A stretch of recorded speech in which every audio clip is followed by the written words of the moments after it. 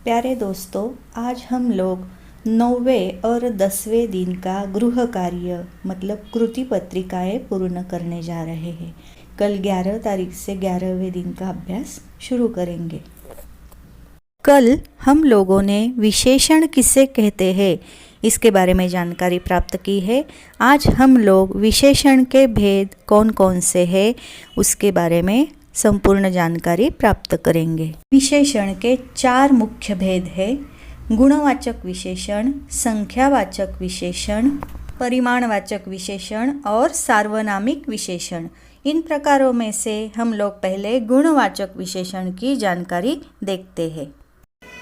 जिस शब्द से संज्ञा या सर्वनाम के गुण, रूप, रंग आदि का बोध होता है उसे गुणवाचक विशेषण कहते हैं। जैसे कि बगीचे में सुंदर फूल हैं, धर्मपुर स्वच्छ नगर है, स्वर्गवाहिनी गंदी नदी है, स्वस्थ बच्चे खेल रहे हैं।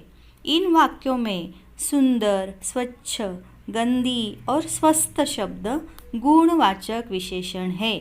गुण का अर्थ अच्छाई ही नहीं किंतु कोई भी विशेषता, अच्छा, बुरा, खोटा, खरा सभी प्रकार के गुण इसके अंतर्गत ही आते हैं। समय के लिए निम्नलिखित गुण लगाए जाते हैं: नया, पुराना, ताज़ा, वर्तमान समय, भूत, भविष्य, अगला, पिछला आदि। और स्थान के लिए विशेषण है लंबा, चौड़ा, ऊंचा, नीचा, सीधा, बाहरी, भीतरी आदि। आकार के लिए है गोल, चौकोर, सुडौल, पोला आदि। विशेषण का दूसरा भेद है संख्यावाचक विशेषण।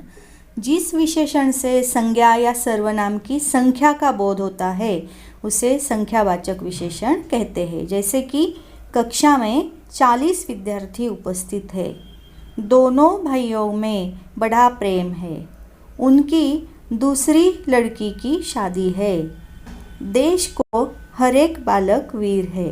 इन वाक्यों में 40, दोनों, दूसरी, हर एक आदि शब्द संख्यावाचक विशेषण कहलाते हैं। संख्यावाचक विशेषण के भी 2 प्रकार होते हैं। पहला है निश्चित संख्यावाचक। निश्चित संख्यावाचक विशेषण में 1, 5, 7, 12, तीसरा आदि निश्चित संख्याओं का उल्लेख होता है। अनिश्चित संख्यावाचक विशेषण में कई, अनेक, बहुत, सब इस तरह अनिश्चित संख्याओं का बोध होता है। विशेषण का तीसरा प्रकार है परिमाणवाचक विशेषण। जिस विशेषण से किसी वस्तु की नापतोल का बोध होता है उसे परिमाण बोधक विशेषण कहते हैं। जैसे मुझे 2 मीटर कपड़ा दो, उसे 1 किलो चीनी चाहिए, बीमार को थोड़ा पानी देना चाहिए। इन वाक्यों में 2 मीटर, 1 किलो, थोड़ा पानी आदि शब्द परिमाण का ही बोध कराते हैं, इसीलिए इन्हें परिमाण बोधक विशेषण कहा गया है। परिमाण बोधक विशेषण के भी 2 प्रकार है। निश्चित परिमाण बोधक विशेषण जैसे कि 2 सेर गेहूँ, 5 मीटर कपड़ा, 1 लीटर दूध आदि। और दूसरा है अनिश्चित परिमाण बोधक जैसे थोड़ा पानी, अधिक काम, कुछ परिश्रम आदि। परिमाण बोधक विशेषण अधिकतर भाववाचक, द्रव्यवाचक और समूहवाचक संज्ञाओं के साथ ही आते हैं। विशेषण का चौथा प्रकार है सार्वनामिक विशेषण। जब कोई सर्वनाम शब्द संज्ञा शब्द से पहले आए तथा विशेषण शब्द की तरह संज्ञा की विशेषता बताए उसे सार्वनामिक विशेषण कहते हैं। जैसे कि वह आदमी व्यवहार से कुशल है।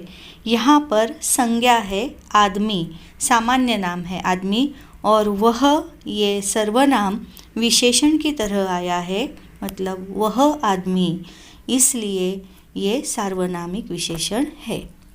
कौन छात्र मेरा काम करेगा? यहाँ पर छात्र शब्द सामान्य नाम है और छात्र इस सामान्य नाम से पहले आया है कौन। कौन ये एक प्रश्नार्थक सर्वनाम है, इसीलिए कौन छात्र इसे सार्वनामिक विशेषण कहा जाता है। पुरुषवाचक और निजवाचक सर्वनामों को छोड़कर बाकी सभी सर्वनाम संज्ञा के साथ प्रयुक्त होकर सार्वनामिक विशेषण बन जाते हैं। जैसे कि निश्चयवाचक यह मूर्ति, ये मूर्तियाँ, वह मूर्ति, वे मूर्तियाँ इत्यादि। अनिश्चयवाचक में कोई व्यक्ति, कोई लड़का, कुछ लाभ आदि। प्रश्नवाचक में कौन आदमी, कौन लोग, क्या काम, क्या सहायता इत्यादि। संबंधवाचक में जो पुरुष, जो लड़का, जो वस्तु इत्यादि।